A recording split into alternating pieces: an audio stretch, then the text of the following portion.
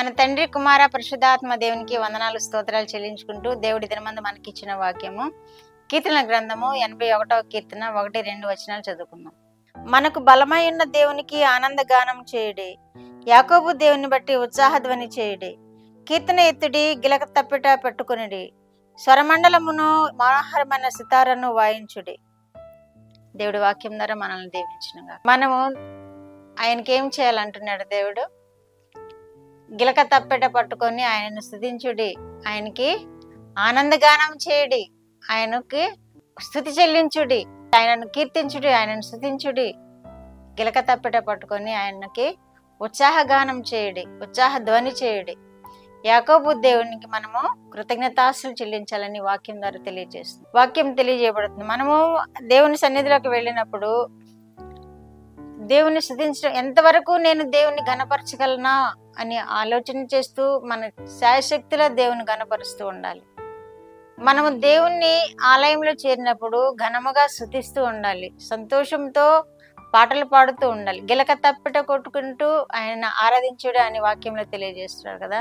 కాబట్టి మనము కనీసం గిలక తప్పిట లేకపోయినా మన చేతులతోనైనా చప్పట్లు కొడుతూ ఆయనను స్తుతిస్తూ ఉండినప్పుడు దేవుడు మన యందు ఆనందిస్తాడు. దేవుడు పరిశుద్ధ సన్నిధిలో వస్తాడు. మనం ఎక్కడైతే పరిశుద్ధ సన్నిధిలో ఆరాధిస్తామో అక్కడ దేవుడు వస్తాడు. పరిశుద్ధ సన్నిధి అంటే ఆయనకి ఎంతో ఇష్టమైన కార్యము, ఎంతో ఇష్టమైనది కనుక అక్కడ చేరి స్తుతించే వారిని తప్పకుండా దీవిస్తాడు దేవుడు. పరిశుద్ధ సన్నిధిలో మొరపెట్టుకునే వారి మొరలు తప్పకుండా వింటాడు దేవుడు. ఆయనను స్తుతించినప్పుడు ఆ స్తుతి ఆయన అగ్రనిస్తాడు దేవుడు. ఆయన మహిమపరచబడటం ఆయనకి ఎంతో ఇష్టం కనుక మనము సమాజంగా కూడుకున్నప్పుడు, మందిరాలే ఉన్నాయి, పరిశుద్ధ ఆలయాలు ఉన్నాయి, సమాజంగా కూడుకున్నప్పుడు దేవుణ్ణి ఈ విధముగా ఘనపరచాలి. మనం బలమైన దేవునికి ఆనందగానము చేయమంటున్నాడు వాక్యంలో. బలమైన దేవునికి ఉత్సాహధ్వనితో ఆయనను సేవించమంటున్నాడు. కీర్తనలతోనూ గిలక తప్పెడతోనూ ఆయనను స్తుతించుడి, స్వరమండలముతోనూ ఆయనకు మనోహరమైన సితారాతోనూ స్తుతించుడి అంటున్నాడు. సితారాలు లేకపోయినా మన దగ్గర ఉన్న ఇన్స్ట్రుమెంట్స్ తోటి ఆయనను సేవించినప్పుడు దేవుడు ఘనపరచబడతాడు, దేవుడు మహిమపరచబడతాడు, మన యందు సంతోషిస్తాడు, మనల్ని దీవించడానికి ఆయన ఇష్టపడతాడు. మన కాలం అంతా దుర్వినియోగం చేసుకుంటే ఆలయానికి వెళ్ళి పాటలు పాడవలసినప్పుడు పాటలు పాడకుండా, చప్పట్లు కొట్టవలసి వచ్చినప్పుడు చప్పట్లు కొట్టకుండా, మనకి ఏమైనా ఇన్స్ట్రుమెంట్స్ ప్లే చేసే అర్హత ఉంటే ప్లే చేయకుండా నిరుపయోగంగా ఆ కాలాన్ని మందిరంలో గడిపి బయటకు వచ్చామంటే దేవుని దీవెన మనం ఎంత మాత్రమూ పొందుకోలేము. దేవుడు చూస్తుంటాడు మనల్ని. ఆ సమయం దేవుడు చూచినప్పుడు మనం ఆయన యందు ఆనందించకపోతే, ఆయనను మహిమపరచట్లో మనము పూనుకొనకపోతే దేవుడు మన యందు సంతోషించడు, మనల్ని దీవించడు. కాబట్టి మందిరాల్లో చేరినప్పుడు మనకు చేతనైనంత వరకు దేవుణ్ణి మహింపరుద్దాం, మనకు చేతనైనంత వరకు ఆయనను స్తుతించుదాం, మనకు చేతనైనంత వరకు ఆయనను కనపరుద్దాం. అప్పుడు దేవుడు మహిమపరచబడి మన ప్రార్థనలు వింటాడు, మన కుటుంబాలను ఆశీర్వదిస్తాడు. కుటుంబ పెద్దలుగా ఈ కార్యం చేసినప్పుడు కుటుంబం అంతటినీ ఆశీర్వదిస్తాడు.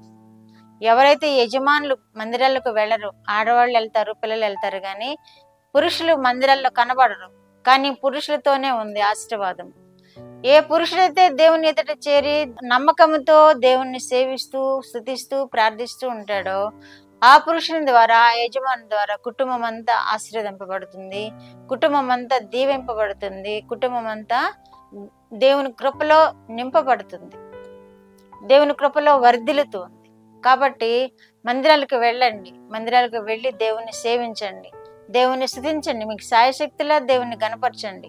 అప్పుడు దేవుడు మీ కుటుంబాలను ఆశీర్వదిస్తాడు. ప్రార్థన. మా ప్రియ పరలోకపు తండ్రి, యెహోవా దేవా, యేసుక్రీస్తు దేవా, పరిశుద్ధాత్మ దేవా, మీకు స్తోత్రములు. ఇచ్చిన వాక్యము కొరకు స్తోత్రములు ప్రభువా. మిమ్మల్ని ఏ విధముగా ఆరాధించాలో, మిమ్మల్ని ఏ విధముగా సేవించాలో, ఘనమైన దేవుడవని మిమ్మల్ని ఏ విధముగా గొప్ప చేయాలో నేర్పించినందుకు స్తోత్రములు. వింటున్న బిడ్డలందరూ ఆ విధముగా మందిరాల్లో చేరి మిమ్మల్ని ఆ విధముగా సేవించి ఘనపరిచి స్తుతించి మీ దీవెనను సంపూర్ణంగా పొందుకొని ఆశీర్వదింపబడే కృప దయచేయమని యేసుక్రీస్తు వారి పేరిట ఈ మనవులు మీ పాదముల యొద్ద వేడుకుంటున్నాను పరమ తండ్రి. ఆమేన్.